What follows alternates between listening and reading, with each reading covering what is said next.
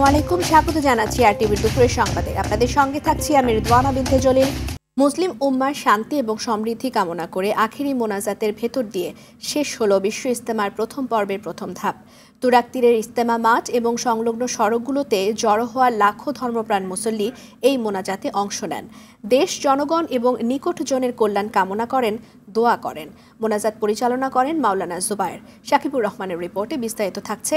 ছবি তুলেছেন ফজলুল হক।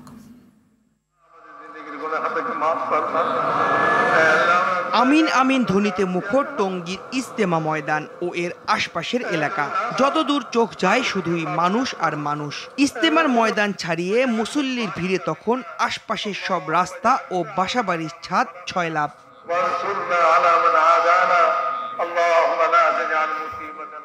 সকাল 9:11 শুরু হয় মোনাজাত। কাকরাইল মসজিদের ইমাম মাওলানা জুবাইরের সঙ্গে আল্লাহর দরবারে হাত তোলেন লাখ লাখ মুসল্লি। প্রায় আধা ঘন্টা সময় ধরে চলে মোনাজাত। মাঘের কুয়াশা মাখা ভোরের শীত উপেক্ষা করে মানুষ দলে দলে আসেন তুরাগ তীরের ইজতেমা ময়দানে। স্রষ্টার নৈকট্য আর সন্তুষ্টি লাভের আশায় অংশ নেন বিভিন্ন দেশের হাজার হাজার মুসল্লি।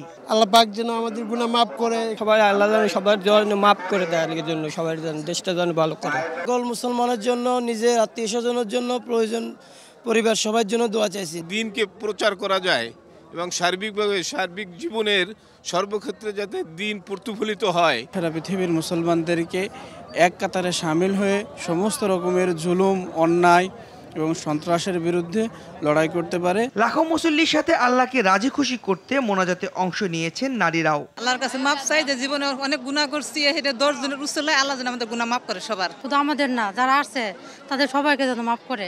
কয়েক লাখ মুসল্লির অশ্রু বিসর্জনের মধ্য দিয়ে সমাপ্তি ঘটে প্রথম পর্বের ইজতেমা।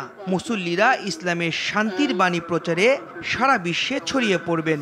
সকল ভেদাভেদ ভুলে ইসলামের শান্তি ও কল্যাণ কামনায় সবাইকে ঐক্যবদ্ধ থাকার আহ্বান ছিল সবার মুখে।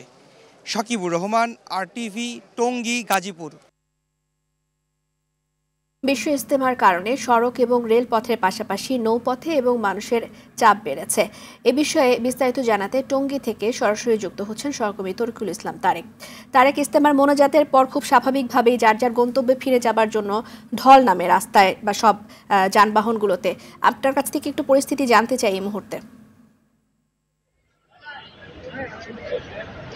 রিদওয়ানা, আপনি জানেন যে আজকে সকাল 9:11 মোনাজাত শুরু হয়ে প্রায় আধা ঘন্টা মোনাজাত পরিচালনা করা হয় এবং এই মোনাজাতের পরপরই কিন্তু বিশ্ব ইজতেমার যে আগত মুসল্লিরা রয়েছে তারা কিন্তু তাদের যে ফিরতি যাত্রা, সেই ফিরতি যাত্রার জন্য আবার প্রস্তুতি নিয়েছে এবং এখন পর্যন্ত কিন্তু এই যে আগত মুসল্লিরা রয়েছে ঢাকা এবং ঢাকার আশপাশের যারা রয়েছে তারা কিন্তু এই যে মাঠ ছাড়তে শুরু করেছে এবং সকাল থেকে আমরা দেখতে পেয়েছি নৌপথে এবং রেলপথে কিন্তু অনেকটাই চাপ ছিল, তবে এখন নৌপথে অনেকটা চাপ কমে যাওয়া কিন্তু মহাসড়কে কিন্তু চাপ রয়েছে।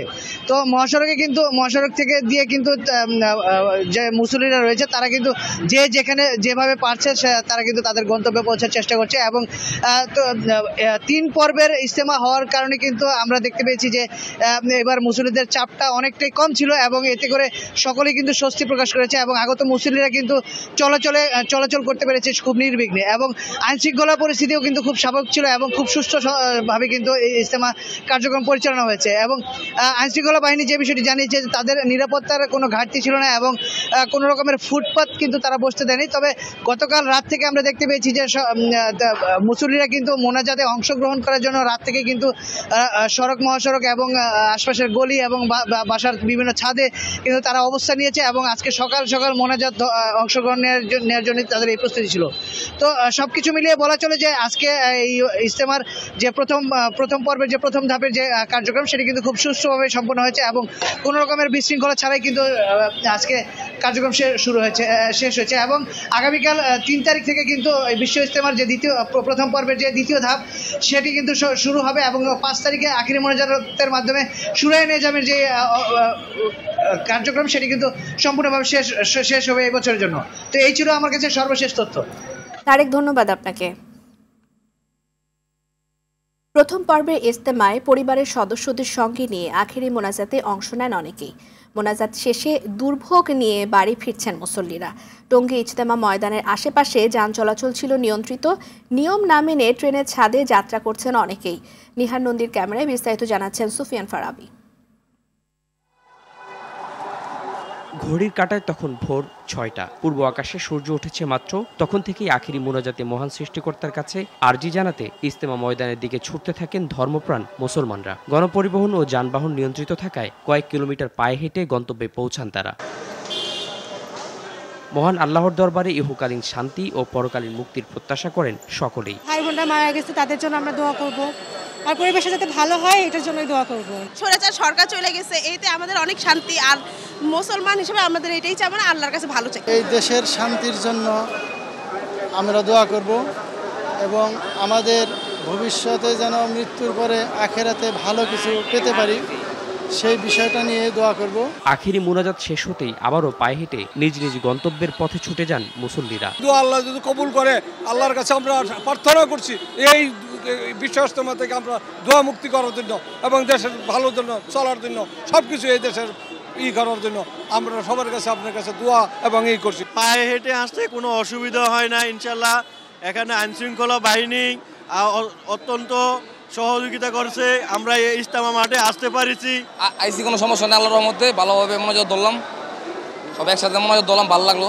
তবে মৃত্যু ঝুঁকি তোয়াক্কা না করে এবারও ট্রেনের ছাদে মুসল্লিদের ছিল উপচে পড়া ভিড়। সড়ক পথে পর্যাপ্ত গণপরিবহন না থাকায় ঝুঁকিপূর্ণ এই পথ বেছে নেন তারা। সব মিলিয়ে শান্তিপূর্ণ পরিবেশে সমাপ্ত হয়েছে মাওলানা জুবায়েরের অনুসারীদের প্রথম পর্বের ইজতেমা। সুফিয়ান ফারাবি, RTV, ঢাকা। সরকারি তিতুমির কলেজকে স্বতন্ত্র বিশ্ববিদ্যালয় হিসেবে ঘোষণার দাবিতে শিক্ষার্থীদের আমরণ অনশন পঞ্চম দিনে আজ কলেজের সামনে বাঁশ দিয়ে দুই পাশের রাস্তা আটকে দিয়েছেন শিক্ষার্থীরা। পরে প্রেস ব্রিফিং করে আন্দোলনকারীদের উপদেষ্টা আলী আহমদ জানিয়েছেন, বিশ্ব ইজতেমার কারণে রেলপথ এবং ঢাকা ময়মনসিংহ মহাসড়ক ব্যতীত অন্যান্য সড়কগুলোতে কর্মসূচি পালন করবে। তিতুমিরের সামনের রাস্তা অবরোধ করার ফলে মহাখালী থেকে গুলশান এবং গুলশান থেকে মহাখালী পর্যন্ত রাস্তার যান চলাচল সম্পূর্ণ বন্ধ হয়ে যায়। শিক্ষার্থীরা জানান যে দাবি আদায় না হওয়া পর্যন্ত তারা রাস্তা ছাড়বেন না। এদিকে আমরণ অনশনে থাকা কলেজের শিক্ষার্থীদের মধ্যে 4 জন অসুস্থ হয়ে হাসপাতালে চিকিৎসা নিচ্ছেন। রাষ্ট্রীয় কর্তৃপক্ষ এখন পর্যন্ত কোনো ধরনের শান্তিপূর্ণ বা প্রত্যাশিত রেসপন্স করে নাই। বাংলাদেশ হচ্ছে ধর্মপ্রাণ মুসলমানদের দেশ এবং বিশ্ব ইজতেমা এটা সব সময় হয় না। সারা বাংলাদেশ থেকে মানুষ এখানে এসেছে। আমরা চাই না কোনোভাবেই মানুষকে দুর্ভোগের মধ্যে ফেলতে। আমরা এটা যেটা করছি সেটাও কিন্তু চাই না, কিন্তু রাষ্ট্র আমাদের সাথে দ্বিচারিতা করে বারবার বাধ্য করেছে। আমরা তারপরেও বিশেষ বিবেচনায় সারা বাংলাদেশের মুসল্লিদের কথা বিবেচনা করে আমরা সেখান থেকে আজকের জন্য সরে এসেছি। দর্শক, এই মুহূর্তে তিতুমির কলেজের সামনে আছেন সহকর্মী বিপুল দেব রায়, সেখান থেকে সরাসরি যুক্ত হচ্ছেন তিনি। বিপুল, বিশ্ববিদ্যালয়ের দাবিতে শিক্ষার্থীদের অনশন কর্মসূচির বিষয়ে জানতে চাই। সেই সাথে এই ধরনের কর্মসূচি হলে সাধারণত রাস্তায় যান চলাচলে একটা প্রভাব পড়ে, সেই বিষয়ে একটু জানাবেন।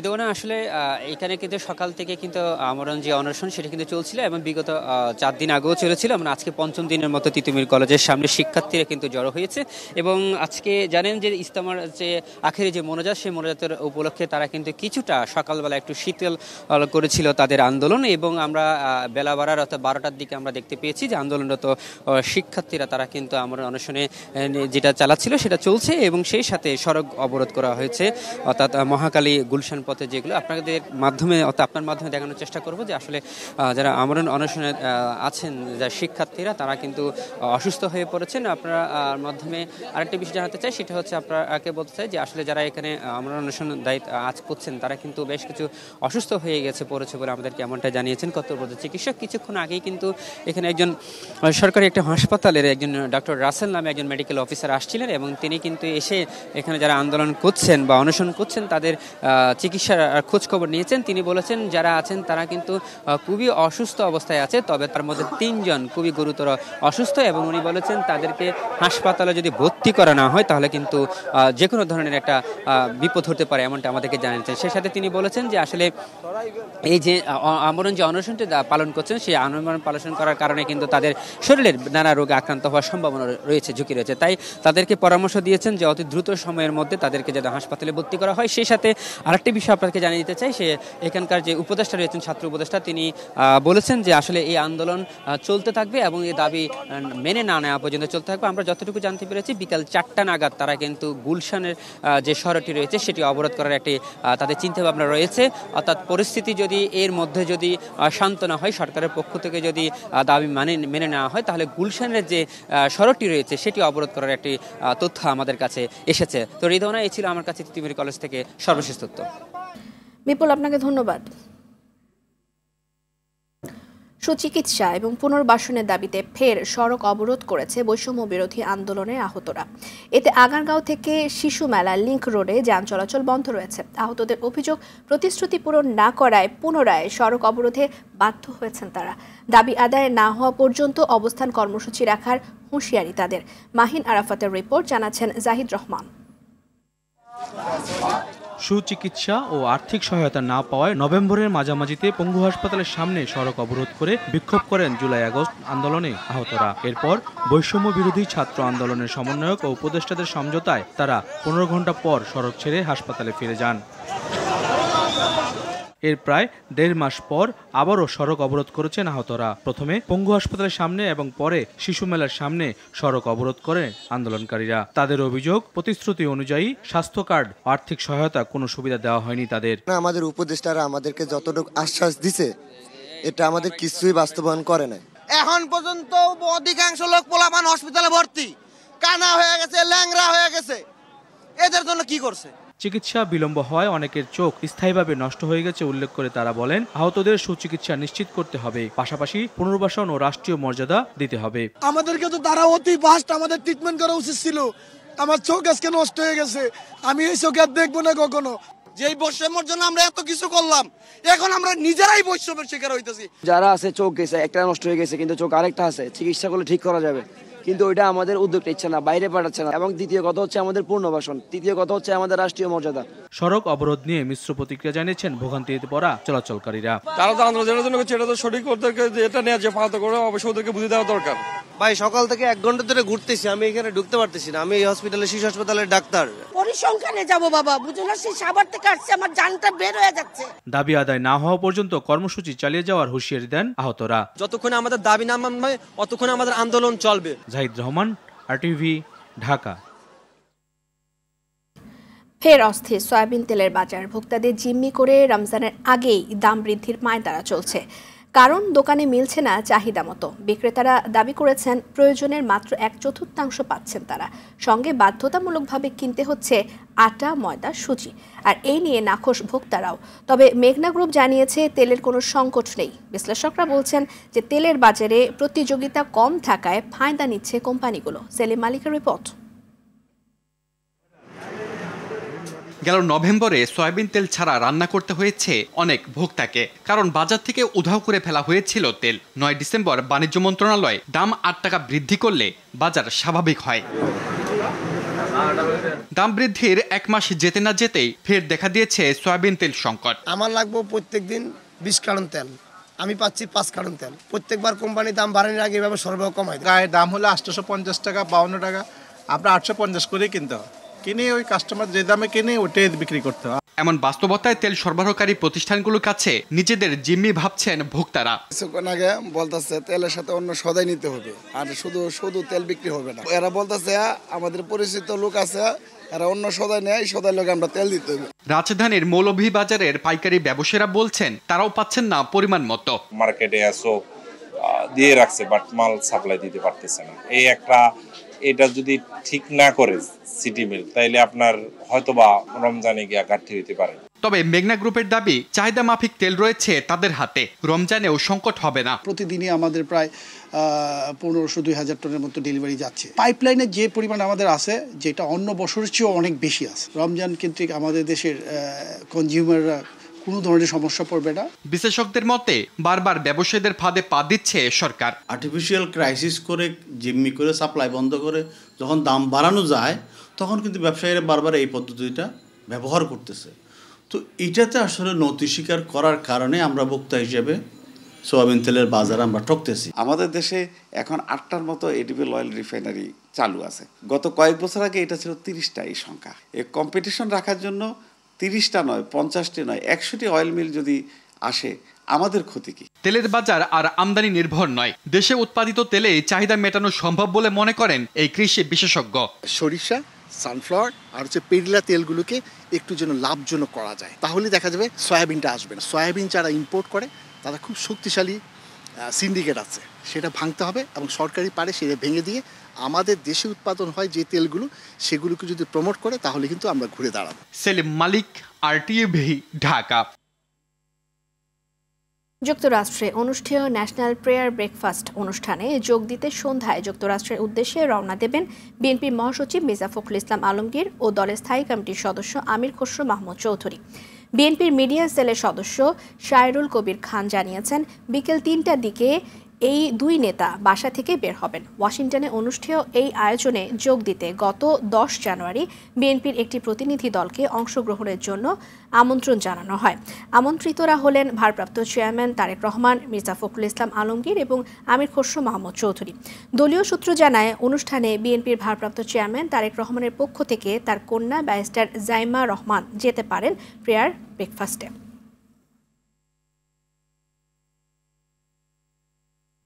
বর্ষার আগেই রাজধানীর 19টি খালের প্রবাহ ফিরিয়ে আনার প্রতিশ্রুতি দিয়েছেন পরিবেশ উপদেষ্টা সৈয়দা রিজওয়ানা হাসান। সকালে রাজধানীর বাউনিয়া খালের সংস্কার কার্যক্রমের উদ্বোধনী অনুষ্ঠানে তিনি বলেন, খাল দখল দূষণ রোধে স্থানীয়দের নিয়ে কমিটি করে দেয়া হবে। প্রথম ধাপে ঢাকা উত্তরে 4টি এবং ঢাকা দক্ষিণে 2টি খালের সংস্কার শুরু হচ্ছে। সরকারের পরিবেশ এবং জলবায়ু মন্ত্রণালয়, স্থানীয় সরকার মন্ত্রণালয়, গৃহায়ন ও গণপূর্ত মন্ত্রণালয়, ঢাকা উত্তর সিটি কর্পোরেশন, ঢাকা দক্ষিণ সিটি কর্পোরেশন সহ সংশ্লিষ্ট মন্ত্রণালয় ও সংস্থাগুলোর সমন্বয়ে এই কার্যক্রম পরিচালিত হচ্ছে। এগুলো তুলবার জন্য আলাদা ড্রেজার লাগে, সেগুলো আমাদের নেই। তো এই কাজগুলো জাতীয় পর্যায়ে হচ্ছে, তা আন্তর্জাতিক পর্যায়ের অভিজ্ঞতাকে সমন্বয় করে আমরা আশা করি এই বাজেটেই আমরা কিছু অর্থের সংস্থান করব এবং আমাদের উন্নয়ন সহযোগী অনেক সংস্থা বলেছে তারা আমাদেরকে এই কাজটা করতে সাহায্য করবে। সিরাজগঞ্জের কামারখন্দে ফুলজোর নদীতে গোসল করতে নেমে নিখোঁজ 3 স্কুল ছাত্রের মরদেহ উদ্ধার হয়েছে। গতকাল সন্ধ্যায় 1 জন এবং আজ 2 জনের মরদেহ উদ্ধার করে ফায়ার সার্ভিসের সদস্যরা। নিহত 3 জন হল রাফি, কৃষ্ণ এবং সার্জিল। তারা সিরাজগঞ্জ কালেক্টরেট স্কুল অ্যান্ড কলেজের 9ম শ্রেণীর শিক্ষার্থী। বন্ধুর বাড়িতে বেড়াতে এসে শনিবার বিকেলে ফুলজোর নদীতে গোসল করতে নামে 6 বন্ধু। এ সময় 3 জন পানিতে তলিয়ে যায়। সীমান্ত এলাকায় বর্ডার গার্ডের তৎপরতা বাড়লেও কোনোভাবেই থামছে না মাদকের চোরাচালান। প্রতিনিয়ত ভারত থেকে ফেন্সিডিল, গাঁজা, চোরাই মদ এবং ইয়াবা সহ বিভিন্ন মাদক ঢুকছে দেশের মধ্যে। ফলে অবাধে চলছে মাদকের সেবন এবং বিক্রয়। সীমান্তে বর্ডার গার্ডের তৎপরতা বাড়লেও মাদক পরিবহনে ব্যবহার হচ্ছে বিভিন্ন রুট। ঝিনাইদহ থেকে শিপলুজামানের তথ্য ছবিতে জানাচ্ছেন ইমরুল কায়েস। চোখের সামনে এভাবে চলছে মাদক সেবন। এই চিত্র ঝিনাইদহের বিভিন্ন এলাকার। এখানেই শেষ নয়, জেলার বিভিন্ন স্থানে এভাবেই যেখানে সেখানে পড়ে থাকছে মাদকের চিহ্ন, যা রীতিমতো মাদক কারবারীদের হটস্পটে পরিণত হয়েছে। স্থানীয়রা জানায়, জেলার মহেশপুর সীমান্ত দিয়ে প্রতিনিয়ত ভারত থেকে ফেন্সিডিল, গাঁজা, চোরাই মদ, ইয়াবা সহ বিভিন্ন মাদক প্রবেশ করে দেশের ভিতরে, যা হাতবদল হয়ে ছড়িয়ে যায় বিভিন্ন প্রান্তে। মহেশপুর সীমান্ত থেকে বাস, মোটরসাইকেল এমনকি ট্রেন ব্যবহার হচ্ছে মাদক পরিবহনে। বিভিন্ন সময় যৌথ বাহিনীর অভিযানে মাদক কারবারে জড়িতদের গ্রেফতার করা হলেও কমছে না মাদক কেনাবেচা। এখানে ট্রেন, তারপর বাস, সীমান্ত এলাকা দিয়ে মাদক ঢোকে। মাদক সেবন এবং মাদক কিছু শ্রেণীর মানুষ এটা পরিবহন করছে বিভিন্ন মাধ্যমে, মোটরসাইকেলে, গাড়ি, ট্রেনে। এখন তুমি এরাও করছে, বুঝেছেন, এটা মানে ভাত মাছের মতো হয়ে গেছে। এই মাদক আমাদের এই কালীগঞ্জ উপজেলাকে এখন সেফ হয়েছে। এখান থেকে আমরা অতি দ্রুত যেভাবে হোক এই মাদক নির্মূল করতে হবে। এদিকে নিয়মিত অভিযান পরিচালনা ও মাদক কারবারিদের ছাড় না দেওয়ার কথা জানান এই কর্মকর্তা। আমরা নিয়মিতভাবে অভিযান পরিচালনা করে আসতেছি, তার এই ধারাবাহিকতায় আমরা এই কালীগঞ্জ মাদক উদ্ধার এবং মাদক সেবনকারী যাতে নির্মূল হতে পারে সেই লক্ষ্যে আমরা কাজ করে যাচ্ছি। ইমরুল কায়েস, RTV। যুক্তরাষ্ট্রের শুল্ক আরোপের বিরুদ্ধে পাল্টা ঘোষণা দিয়েছে কানাডা, মেক্সিকো এবং চীন। গেল শনিবার মার্কিন প্রেসিডেন্ট ডোনাল্ড ট্রাম্প কানাডা এবং মেক্সিকোর পণ্য আমদানিতে 25% শুল্ক আরোপের আদেশ দেন। সেই সঙ্গে চীনের পণ্য আমদানিতে 10% শুল্ক আরোপের আদেশ দেন ট্রাম্প। এর পরিপ্রেক্ষিতে কানাডার প্রধানমন্ত্রী জাস্টিন ট্রুডো জানান $155 বিলিয়ন মার্কিন পণ্যের উপর এই শুল্ক হার প্রযোজ্য হবে। এদিকে যুক্তরাষ্ট্রের শুল্ক আরোপ সহ নিজস্ব অন্যান্য পদক্ষেপের মাধ্যমে পাল্টা ব্যবস্থা নেয়ার কথা জানান মেক্সিকোর প্রেসিডেন্ট ক্লোদিয়া শেনবাউম। পাকিস্তানের বেলুচিস্তান খাইবার পাখতুনখাওয়া প্রদেশে জঙ্গি বিরোধী অভিযানে গেল 24 ঘণ্টায় 22 নিরাপত্তা কর্মকর্তা এবং 24 বিচ্ছিন্নতাবাদী নিহত হয়েছেন। শুক্রবার রাত থেকে বিচ্ছিন্নতাবাদীদের দমনে অভিযান চলাকালীন দফায় দফায় সংঘর্ষে এই হতাহতের ঘটনা ঘটে। বার্তা সংস্থা ডন এক প্রতিবেদনে এ তথ্য জানায়। এদিকে সেনাদের উপর জঙ্গি হামলার তীব্র নিন্দা জানিয়েছেন দেশটির প্রেসিডেন্ট আসিফ আলী জারদারি। সেই সাথে অভিযানে সেনা সদস্য নিহতের ঘটনায় শোক প্রকাশ করেন তিনি। স্বাধীনতার দাবিতে স্থানীয় বিচ্ছিন্নতাবাদী বেলুচ গোষ্ঠীগুলো গেল 1 দশক ধরে দেশটির নিরাপত্তা বাহিনীদের সঙ্গে লড়াই চালিয়ে যাচ্ছেন। যুদ্ধবিরতির দ্বিতীয় দফায় কাতারে আলোচনার জন্য প্রতিনিধি দল না পাঠানোর সিদ্ধান্ত নিয়েছেন ইসরায়েলের প্রধানমন্ত্রী বেনিয়ামিন নেতানিয়াহু। চুক্তি অনুযায়ী প্রথম ধাপ শুরুর 16 দিনের মাথায় সোমবার দ্বিতীয় ধাপ নিয়ে আলোচনা শুরু করতে হবে। তবে সংবাদ মাধ্যম টাইমস অফ ইসরায়েল জানায় নেতানিয়াহু কাতারে প্রতিনিধি দল না পাঠানোর সিদ্ধান্ত নিয়েছেন, কারণ মঙ্গলবার মার্কিন প্রেসিডেন্ট ডোনাল্ড ট্রাম্পের সঙ্গে বৈঠকের আগে তিনি চুক্তি নিয়ে আলোচনা আগাতে চাচ্ছেন না। দ্বিতীয় ধাপ কার্যকর হলে সব জীবিত জিম্মি মুক্তি দেবে হামাস।